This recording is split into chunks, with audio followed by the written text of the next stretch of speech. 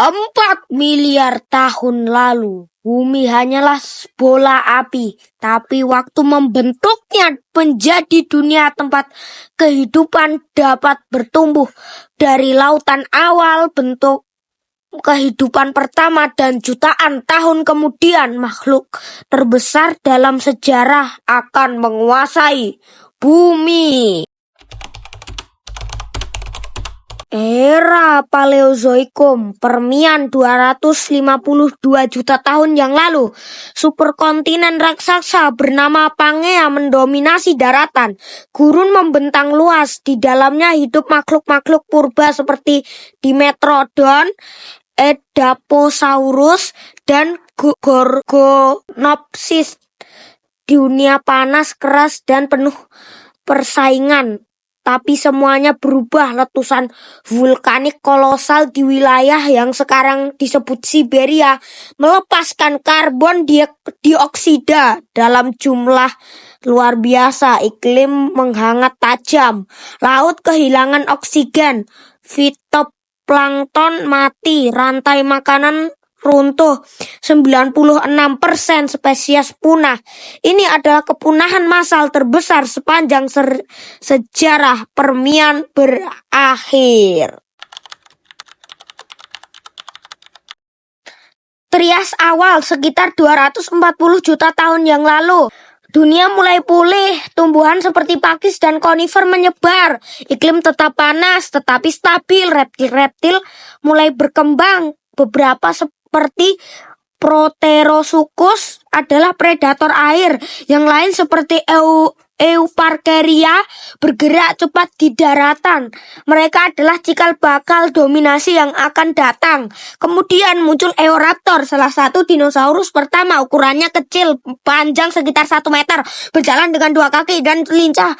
Ia bukan penguasa, tapi ia mewarisi sesuatu yang berharga. Efisiensi, struktur tubuhnya ringan, pernapasannya efektif, dan kakinya dirancang untuk kecepatan. Evolusi telah menemukan desain yang akan bertahan lebih dari 160 juta tahun lalu. Triasik tengah, iklim makin mendukung. Dinosaurus awal seperti Heresaurus dan Coelopsis mulai memburu dalam kelompok. Herbivora seperti Plateosaurus muncul dan tumbuh besar untuk melawan para predator. Namun Trias akan segera berakhir. Kepunahan massal kembali datang, bukan sebesar Permian, tapi cukup untuk meruntuhkan dominasi reptil lain seperti Rausuchia. Di tengah kekacauan itu, dinosaurus justru bangkit. Mereka akan segera menguasai bumi. Jurassic awal sekitar 201 juta tahun lalu. Setelah kepunahan Trias akhir, dinosaurus bangkit menjadi penguasa. Dunia mulai terbagi, Pangea retak, lempeng tektonik bergerak, membentuk laut dangkal dan rift. Iklim menjadi lembab dan hangat, hutan konifer menyebar dan pakis tumbuh subur. Dinosaurus herbivora berkembang pesat. Plateosaurus tumbuh menjadi makhluk raksasa, diikuti oleh sauropoda awal seperti Vulcanodon dan Cetiosaurus. Mereka memiliki leher panjang dan tubuh besar. Ukuran menjadi pertahanan terbaik. Predator juga berevolusi. Dilophosaurus muncul dengan jambul ganda di kepalanya. Berburu dalam kelompok kecil. Mereka memangsa Ornithischia dan sauropoda, bayi sauropoda. Tapi saingan baru segera muncul. Jurassic tengah 175 juta tahun lalu, sauropoda raksasa seperti Brachiosaurus, Apatosaurus, dan Diplodocus kini mendominasi hutan. Berat mereka mencapai lebih dari 40 ton. Mereka makan hampir sepanjang hari menjelajahi sabana purba. Predator terbesar masa ini adalah Allosaurus, cepat kuat, dan pintar berburu.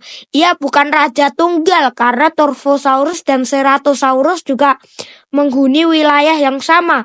Persaingan terjadi bukan hanya antar spesies, tapi juga antar individu.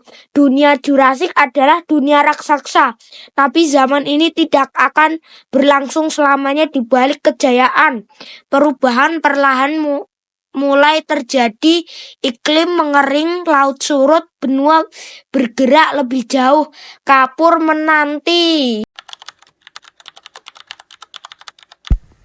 145 juta tahun lalu dunia berubah perlahan. Samudra Atlantik mulai terbuka. Benua-benua saling menjauh. Laut dangkal meluas menutupi sebagian besar daratan. Ekosistem laut berkembang cepat. Terumbu karang muncul kembali. Ikan-ikan bertulang dan reptil laut menguasai perairan. Dunia masuk babak baru. Di Amerika Selatan dan Afrika, predator raksasa muncul. Giganotosaurus, Mapusaurus, Carcharodontosaurus. Ukuran mereka melebihi Allosaurus. Gigi mereka tajam seperti hiu. Mereka bukan satu spesies, tapi rival di benua masing-masing. Setiap makhluk ini menjadi penguasa di wilayahnya. Pertarungan antar raksasa terjadi tanpa disaksikan siapapun. Tapi ada satu predator yang berbeda, Spinosaurus. Panjangnya lebih dari 15 meter. Tengkoraknya mirip buaya, kakinya lebih pendek, ekornya panjang dan kuat. Ia hidup di perairan sungai. Mangsa utamanya ikan-ikan raksasa seperti Mausonia. Ia adalah predator semi akuatik terbesar yang pernah ada. Di Asia dan Amerika Utara muncul dinosaurus berbulu, Velociraptor dan kerabatnya Dromaeosaurus, ringan, cepat, dan cerdas. Mereka berburu secara taktis. Beberapa mulai meluncur di udara. Evolusi mendorong mereka menjadi makhluk paling gesit di daratan. Bulu menjadi ciri khas dan kunci masa depan. 66 juta tahun lalu, zaman kapur mendekati akhir. Di Amerika Utara muncul predator terbesar di daratan, Tyrannosaurus Rex. Panjangnya hampir 13 meter, kepalanya sekuat palu godam. Gigitannya bisa meremukkan tulang. Kakinya panjang dan kuat, mampu mengejar mangsa besar. Lengannya kecil tapi tidak lemah, berotot tajam dan mematikan. Dalam jarak dekat, T-Rex bukan pemburu sembarangan. Ia cerdas, memiliki indera penciuman yang luar biasa. Mangsa seperti Triceratops dan Edmontosaurus tak pernah aman.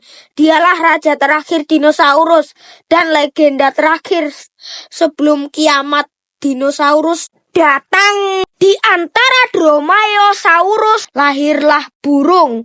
Archaeopteryx muncul, burung purba bergigi.